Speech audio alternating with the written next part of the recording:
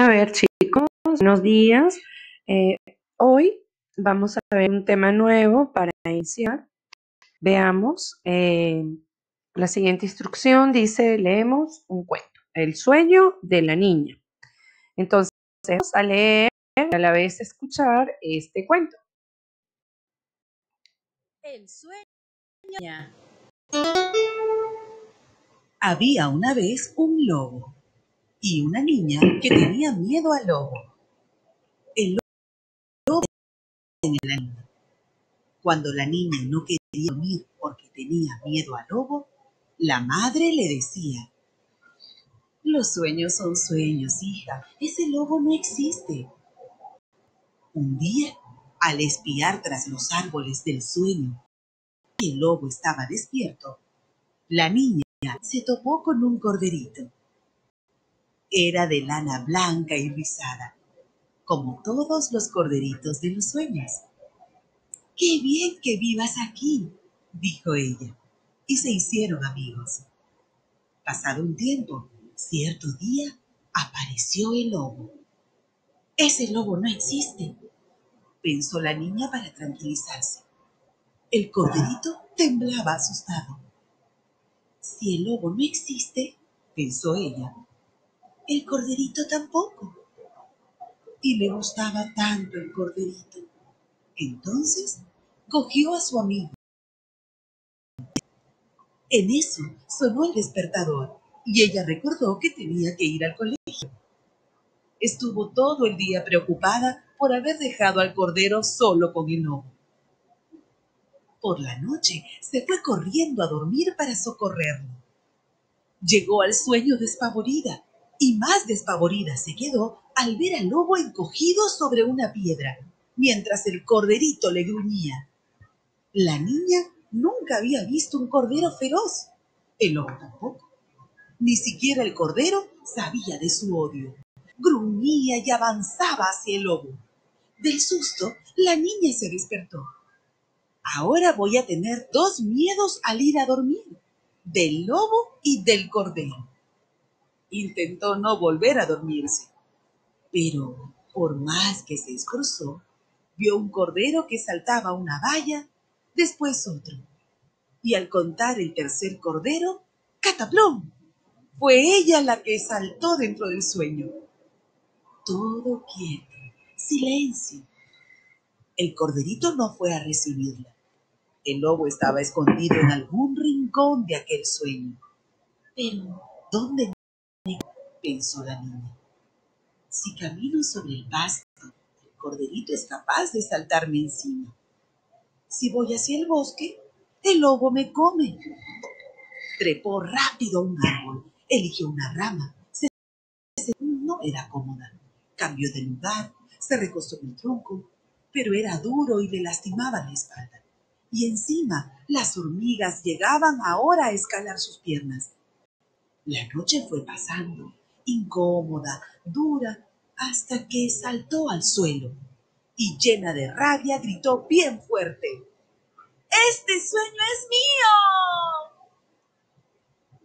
Tan fuerte que se despertó. Todavía faltaba tiempo para que sonara el despertador.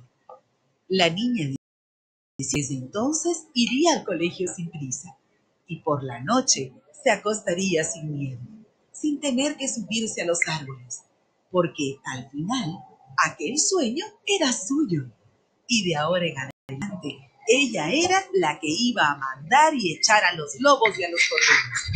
Y si hacía falta, alguna vez daría unos buenos gruñidos y enseñaría los dientes. Marina Colasanti, El lobo y el cordero en el sueño de la niña. Adaptación. Ok, muy bien. Vemos que esto es un cuento, pero no cualquier tipo de cuento, ¿verdad? Veamos que en la estructura hay párrafos, dice 2 puntos, unos guiones largos. Los sueños son sueño, hija. La madre le decía, dijo ella. Quedémonos con estas cosas que les estoy diciendo ahorita, estos elementos, ¿verdad? para poder pasar a lo siguiente. Fíjense. Vamos a pensar un poco. ¿Qué tipo de texto es? Se está narrando una historia, se está contando una historia, ¿no? Entonces por ahí podemos tener una pequeña pista de que al narrar una historia estamos frente a un texto narrativo. ¿De qué género? Bueno, fácil, ¿no? Es un cuento, ¿no? Ahora vamos a ver cuántos personajes hay en el cuento, ¿no? Hay varios. Está la niña, el lobo, el corderito, la mamá. Podemos hasta identificar cuáles son los personajes principales y secundarios muy fácil, ¿no?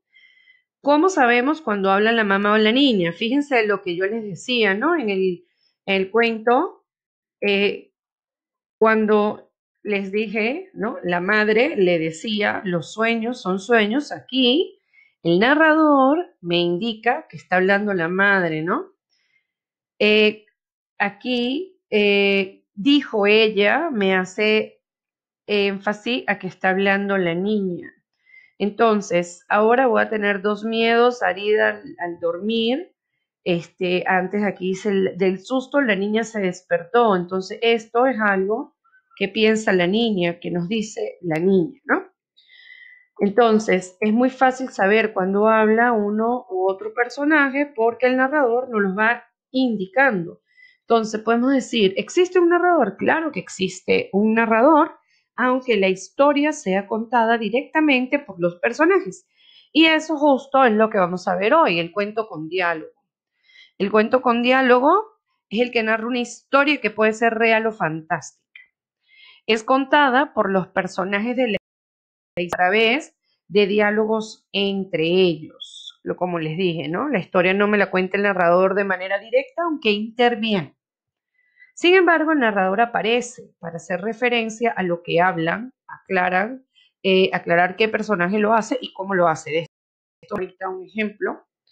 La función de los diálogos es hacer que el lector escuche directamente a los personajes, ¿no? Cuando la niña habla y dice, este sueño es mío, yo puedo saber lo que está pensando la niña del sueño. En todo cuento o narración hay unos elementos que siempre deben estar presentes, ¿no? Personajes son, bueno, los seres que participan en la historia, pueden ser principales o secundarios. Como les dije en el ejemplo del cuento, tenemos 4 personajes. El narrador es quien relata la historia, que puede estar en primera, segunda o tercera persona. El lugar es el ambiente en el que se desarrollan las acciones, en este caso sería un bosque. El tiempo es el momento que ocurren los hechos. ¿Dónde ocurren los hechos? En el sueño de la niña, ¿no? Pueden estar narrados en presente, pasado o futuro. Y los hechos son las acciones que se desarrollan en la historia. Estos hechos deben tener una estructura narrativa conocida como los momentos del cuento, que es el inicio, el nudo y el desenlace. En el inicio es donde se comienza la historia, se presentan a los personajes y el entorno. En el nudo es la parte del conflicto, de las situaciones planteadas en el inicio y la resolución del mismo. Cabe destacar que a veces la resolución del conflicto también se da en el último párrafo o desenlace, donde, bueno, sí, a partir de la resolución se da la situación final. Esto no es tan hermético, puede haber una flexibilidad, puede estar aquí, puede estar acá. Entonces aquí dice situación final como consecuencia de las acciones de los personajes, ¿no? Se da el cierre, el final de la historia. Vamos a ver un ejemplo de todo lo que hemos visto. Abuelita, abuelita, ¿qué ojos más grandes tienes? Aquí me dice, dijo el lobo tratando de imitar la voz de la abuela. Entonces, esto yo no lo puedo leer de cualquier forma. Dice, son para verte mejor. Pero dijo el lobo tratando de imitar la voz de la abuela. Entonces, ¿cómo lo leeríamos? Son para verte mejor, ¿verdad? Haciendo la voz de la abuela. Abuelita, abuelita, ¿qué orejas más grandes tiene?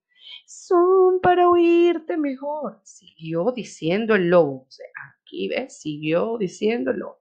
Abuelita, abuelita, ¿qué dientes más grandes tiene?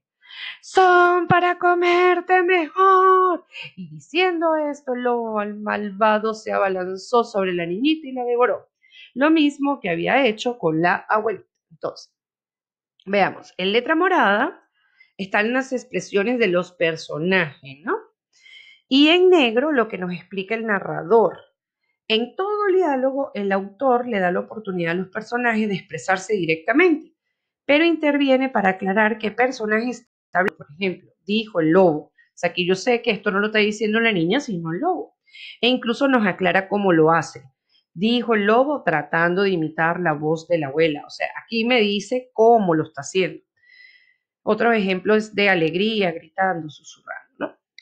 Creo que con este ejemplo se puede ver cómo en el diálogo nosotros leemos lo que piensan los personajes y las expresiones de los personajes. Y el narrador nos va apuntando esa emoción o la forma en que se expresa cada uno de los personajes. Para eso hay que tomar en cuenta estos 4 puntos. El 1. Cada vez que un personaje interviene, se utiliza un renglón nuevo, punto y aparte. Un renglón nuevo quiere decir una línea nueva. Aquí está hablando Caperucita, aquí está hablando el lobo. Cuando dice punto y aparte, es este ejemplo. Ah, pero ¿por qué aquí hay una exclamación y aquí hay un renglón nuevo? Bueno, porque esto es una expresión que finaliza con el signo de exclamación, como vemos en el siguiente punto. La intervención comienza con un guión y termina con el signo de puntuación correspondiente. Aquí comienzo con un guión, termina con punto, porque es una referencia del autor. Aquí comienza con guión, termina con un signo de exclamación, porque es una exclamación de la Caperucita. Número 3. Si el narrador explica algo, se termina primero con otro guión la palabra del personaje. Por ejemplo, ¡achis! Contestó Papá Noel. Entonces, esto de empezar con un guión y terminar con un guión es para explicar algo que él está explicando. Y por último, hay que indicar cada vez quién está hablando. Así como aquí les dije, dijo el lobo, siguió diciendo el lobo, dijo Papá Noel, dijo él, susurró ella. Siempre se hace referencia a quién está hablando. Veamos otro ejemplo. No es lo mismo escribir, ¿a dónde vas, Caperucita? A ver a mi abuelita que está enferma, le voy a llevar comida. Ah, ¿y por dónde planeas irte? Por el camino vecinal. Mi mami dice que es el más seguro. Es que tu mami no conoce el atajo de los más. Si quieres, yo te puedo indicar cómo dar con él. ¿Qué escribir? ¿A dónde vas, Caperucita? Le preguntó el lobo dulcificando la voz. Entonces yo no es lo mismo que yo diga, ¿a dónde vas, Caperucita? A decir, ¿y a dónde vas, Caperucita? Con la voz dulce. A ver a mi abuelita que está enferma, respondió la niña un poco asustada. Entonces, a ver a mi abuelita que está enferma. Había desobedecido a su madre y se había internado en el bosque siguiendo el vuelo de una mariposa. Le voy a llevar comida. La niña cayó en cuenta de que había perdido en tiempo y el budín llegaría helado a la mesa de la abuela. Se ruborizó. Ah, ¿y por dónde piensas irte? Averiguó el lobo, que había notado el rubor y el pestañeo inquieto de la niña. Por el camino vecinal, respondió Caperucita, desviando, hurtando la mirada. Dice mi mami que es el más seguro. A estas alturas de la plática, la niña, ya nerviosa por el retraso, alternaba el peso de su cuerpo, ya en una pierna, ya en otra, con urgencia. Entonces, de esta forma, vemos cómo el narrador le da unas pinceladas que hacen diferente la historia. Podemos meternos más en la historia o entender un poco más lo que nos dicen los personajes. Con esas emociones se intensifica el mensaje. Vemos bien, ¿qué hemos aprendido hasta ahora? 1. Que el cuento con diálogo es una narración realizada por personajes a través de diálogos con la intervención del narrador para aclarar o hacer énfasis en lo que dicen los personajes, como les dije, en las emociones, en cómo se dice. Otra cosa que hemos aprendido, que el cuento con diálogo tiene una estructura que se debe respetar, que es el inicio, nudo, desenlace. ¿Qué otra cosa? Los elementos que también se deben respetar. El primero es el lugar, segundo es el tiempo, los personajes, los hechos y por último el narrador. Entonces, de esta forma, ahora vamos a aplicar lo que hemos aprendido. Deben ingresar al link que se envió en el archivo de la actividad y responder un cuestionario sobre el tema que hemos visto. Recuerda que al terminar debes darle enviar para que me llegue a mí el cuestionario. Bueno, de esta forma les agradezco por su atención. Muchísimas gracias.